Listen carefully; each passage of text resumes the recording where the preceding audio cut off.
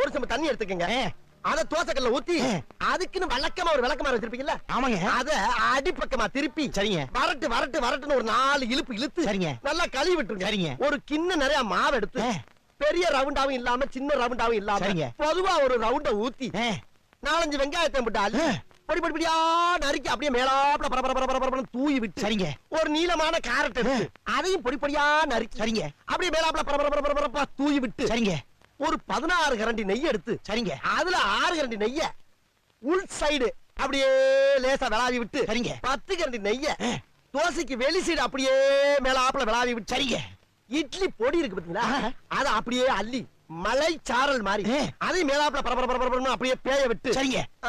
பொத்துனாப்ல அப்படி ஒரு பரட்டு இப்படி ஒரு பரட்டு அப்படி பரட்டி விட்டு அப்படியே ரெட்டி கலர்ல முருக விட்டு அழகா மடிச்சு கம கம கமன்னு ஒரு ஊத்தப்பத்தை எடுத்துட்டு வாங்க. சரிங்க, அண்ணனுக்கு ஒரு ஊத்தப்ப